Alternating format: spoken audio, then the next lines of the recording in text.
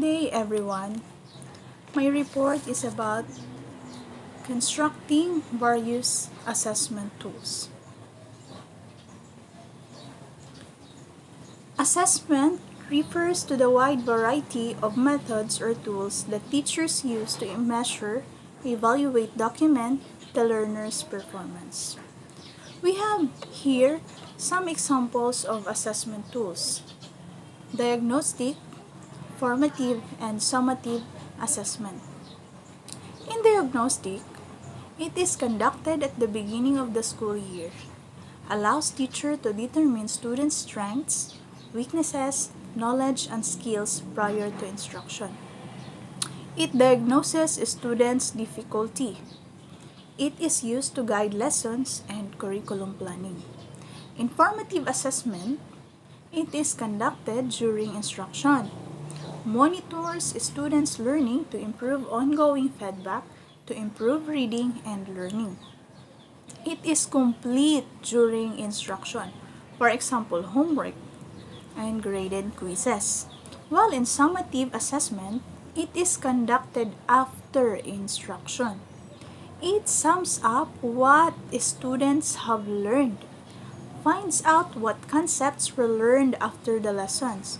For example, exams, projects, and some other paperworks. We have importance of monitoring and evaluating learner progress. The monitoring of student progress is a practice that aids teachers to continuously assess the effectiveness of their teaching and make good informed decisions. To determine the student's performance level, the teacher must measure their progress regularly, weekly, bi-weekly, monthly, or as needed. So teacher must monitor the progress of the learners for the following reasons. We have here 5 reasons. First one is to improve instruction. Second, to help teachers make better instructional decisions and change their teaching styles. The third is to ensure success and achievement for every learner. Fourth, to identify and help students at risks and to provide enrichment to gifted learners. We should also use constructive feedback in classroom. So constructive feedback is a tool used to praise a performance, effort, or outcome.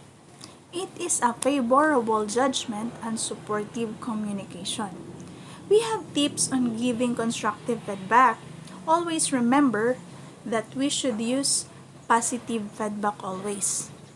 Focus on the efforts, situations, always use the active voice, be specific with one's feedback, emphasize objective points, give specific examples and situations, connect on things, recommendations on how to improve, give suggestions, recommendations on how to improve, and refrain from doing assumption.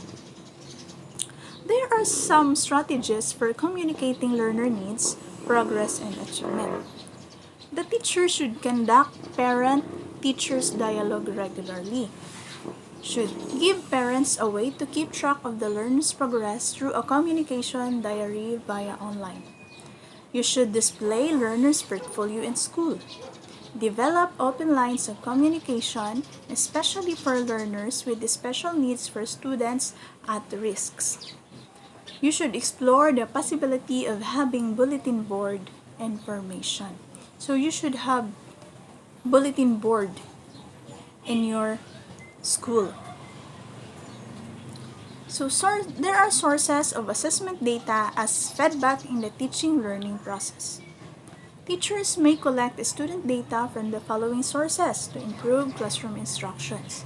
First is formative assessment, daily observations, summative assessment, cumulative files, standardized test scores, students' records and guidance, health service and the like, home visitations, writing anecdotal records, conducting formal and informal interviews, checking students' works, projects, and portfolios. So for your performance tasks, everyone should get one sample each of the following: diagnostic, formative, or summative. So that's all for today. Thank you and goodbye.